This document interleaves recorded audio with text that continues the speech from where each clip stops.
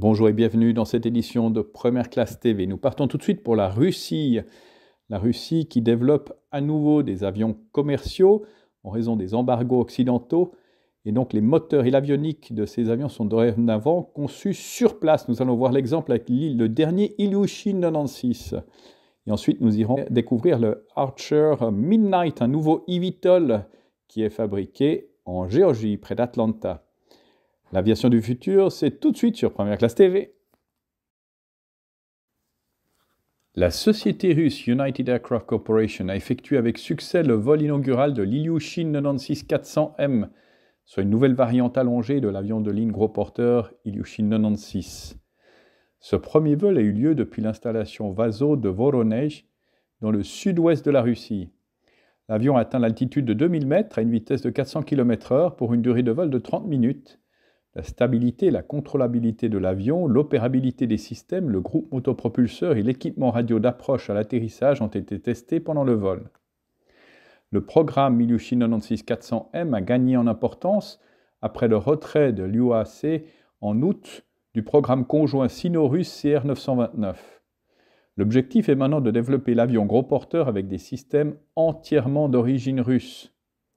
La nouvelle version modernisée de la famille IL-96 complétera la gamme d'avions civils UAC dans le segment des gros porteurs et permettra de proposer des avions de différentes tailles en plus du MS-21, SJ-100 et Tupolev 214, capables de remplacer leurs homologues étrangers.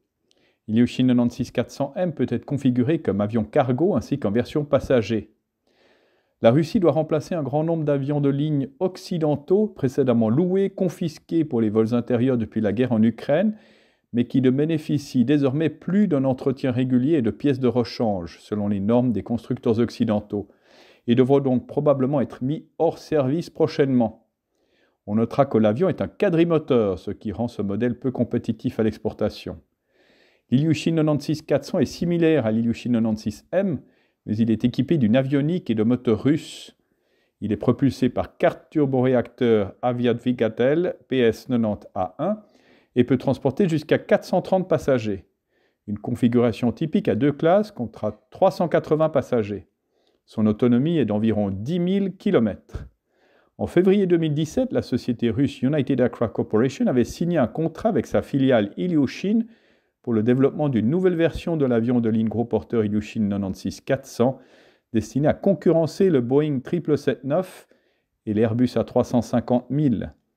L'Ilyushin 96-400M est la version passager basée sur la version cargo Ilyushin 96-400T. Son fuselage est de 9,65 m plus long que la variante passager Ilyushin 96-300 existante. L'eVTOL d'Archer a pris son envol pour un lancement à grande échelle en 2025. L'avion est conçu pour transporter un pilote et 4 passagers sur des trajets aller-retour de 30 km. Après près de 5 ans de travail, l'entreprise californienne Archer a franchi une nouvelle étape clé de son programme d'essai avec le décollage de son avion électrique à décollage et atterrissage vertical Midnight. Le Midnight est entièrement alimenté par des batteries et équipé de 12 rotors. Il peut transporter un pilote et 4 passagers avec une capacité de charge de plus de 500 kg. L'appareil est conçu pour effectuer des trajets consécutifs de 30 km avec des sessions de recharge de 10 minutes entre les deux. En croisière, à une altitude de 600 mètres, l'eVTOL n'émet que 45 décibels de bruit, ce qui le rend 1000 fois plus silencieux qu'un hélicoptère classique. Le Midnight devrait passer du vol stationnaire au vol complet dans les mois à venir. Archer vise une certification fin 2024. Le lancement commercial de 250 appareils étant prévu pour 2025. L'entreprise prévoit de développer une liaison Manhattan-New Jersey grâce à un partenariat avec United Airlines. Elle construit également une usine près d'Atlanta pour la production.